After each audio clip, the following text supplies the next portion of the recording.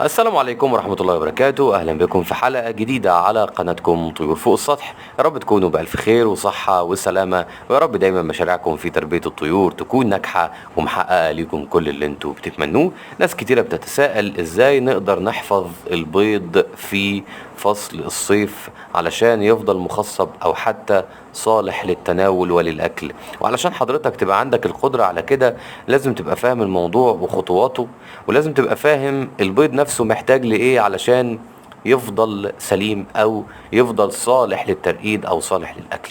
بالتفصيل هنتكلم عن الموضوع ده من أوله لحد آخره، لكن قبل أي حاجة اعمل لايك على الفيديو واشترك في القناة وفعل زر الجرس علشان توصلك كل الفيديوهات الجديدة أول بأول. ويلا بينا ندخل في الموضوع على طول.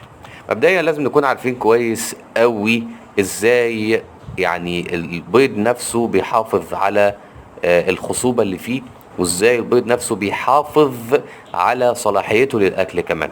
يعني هو بيحتاج ايه علشان يحافظ على الخصوبة؟ مبدئيا اللي بيخلي البيض يبوظ ويفسد بشكل عام هو انه يوضع في ظروف ترقيد غير ملائمة. طب ايه هي ظروف الترقيد؟ عشان بعد كده نعرف ظروف الترقيد الملائمة وغير الملائمة. الظروف الملائمة للترقيد انك تحطه في درجة حرارة ثابتة، ودرجة رطوبة معينة ثابتة، ودرجة حرارة معينة ثابتة، وتحطه في مكان هادي ونظيف ومنظم ومخصص للترقيد وبعيد عن باقي الطيور بقى وكل الكلام ده. لو انت حطيته في مكان ترقيد الشروط الأساسية اللي فيه مش موجودة، يبقى انت كده حطيته في مكان ترقيد غير ملائم. يعني مثلا درجة الحرارة فيه بتطلع وتنزل، تمام؟ بالليل بتبقى درجة الحرارة 30، بالنهار بتبقى درجة الحرارة 45. يبقى انت كده حطيته في ظروف قريبة من الترقيد، لكن هي مش ترقيد، لأن الترقيد درجة حرارة عالية شوية بس ثابتة ما بين 37 و 40، بس ثابتة في الحدود دي ما بتتغيرش. انما لو انت حطيته في ظروف درجات حرارة متغيرة، ساعات تعلى فيلاقي نفسه دخل جوه الترقيد، وتوطى تاني فيلاقي نفسه خرج من تحت من جوه الترقيد. يعني باختصار شديد، يعني انت كأنك بتحط البيض في تحت الفرخة وبتحوشه تاني، تمام؟ بتحط البيض تحت الفرخة وتحوشه تاني بالظبط، كأنك على طول عمال تحط البيض وتحوشه، تحط البيض وتحوشه. طب ما هو ده ضرر كبير جدا، ضرر كبير جدا بالنسبة للطيور، لأن كل الموضوع بيتلخص في إن أنت عندك بيض لازم تحطه فيه يعني ظروف ثابتة، تمام؟ ظروف ثابتة، ظروف لا تتغير بأي شكل من الأشكال.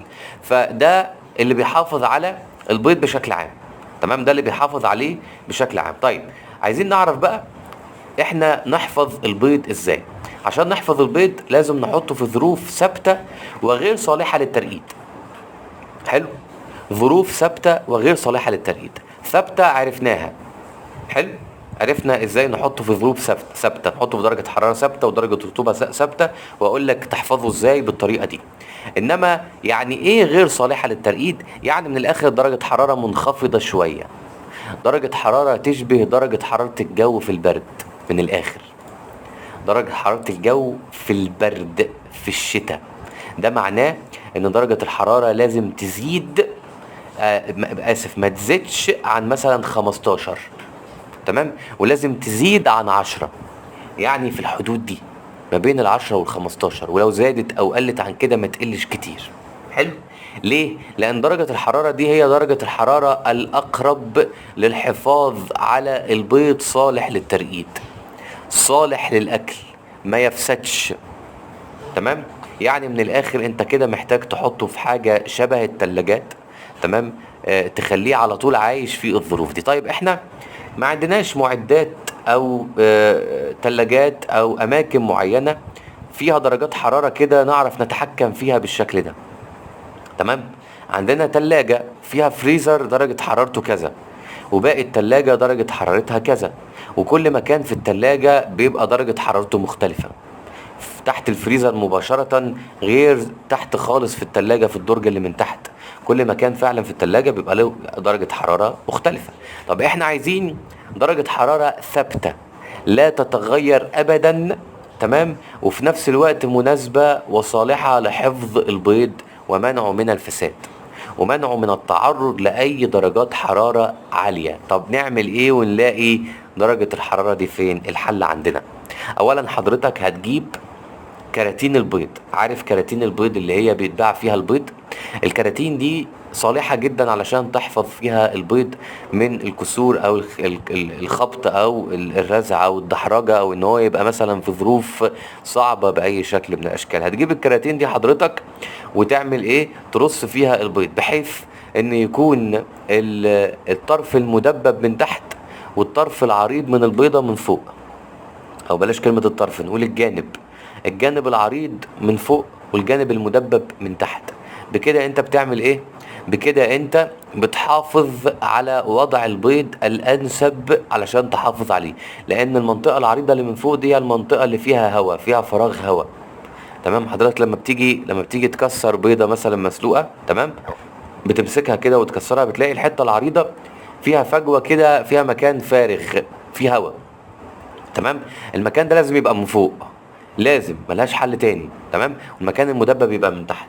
وبعد كده هتلف البيض ده اللي في الكرتونة بقماش قطن او اي قطن طبيعي عندك، وما تحبكش عليه قوي. تمام، وتقعد تلف تلف تلف وتحط البيض ده كله وهو ملفوف كده في كرتونة وعليه قماش قطن في الدرج السفلي من التلاجة، في التلاجة من تحت خالص، لان درجة الحرارة في الدرج السفلي من التلاجة هي درجة الحرارة اللي احنا عايزينها علشان نحافظ على البيض في ظروف مواتية او ظروف تحافظ عليه من اي فساد او من اي ظروف عموما، من اي حاجة تخلي درجة الحرارة ترتفع. تمام، يبقى احنا كده اخترنا المكان الانسب وهو درج التلاجة السفلي، صحيح، واخترنا الطريقة اللي بنحافظ بيها على البيض. وهيكون معاك ترمومتر صغير كده علشان تطمن وتقيس بيه درجة الحرارة في درج التلاجة السفلي. تحط الترمومتر وتقيس درجة الحرارة. لو لقيت درجة الحرارة مش مناسبة بالنسبة للترقيد، او اسف بالنسبة للبيض، تمام، مش مناسبة بالنسبة للحفاظ على البيض، تحاول تظبط درجة الحرارة بقى. تمام، تقلل قوة التلاجة او تعلي قوة التلاجة، تغير مكان البيض براحتك، بس هو درج التلاجة السفلي هو الانسب للحفاظ على البيض من الفساد، لان درجة الحرارة ثابتة ومناسبة ومش هتدخل البيض في مرحلة ترقيد. وفي نفس الوقت كأن البيض في الشتاء بالظبط، كأنك سايب البيض في الهواء كده في الشتاء بيعيش عادي ومن غير اي مشاكل. انما المشكلة في الصيف، عشان تحافظ على البيض في الصيف لازم تعيشه في الظروف دي. وده كان الفيديو. ما تنساش قبل ما تمشي تعمل لايك على الفيديو واشتراك في القناة وتفعل زر الجرس علشان توصل لك كل الفيديوهات الجديدة اول باول. ونشوفك على الف خير في حلقات جديدة، والسلام عليكم ورحمة الله وبركاته.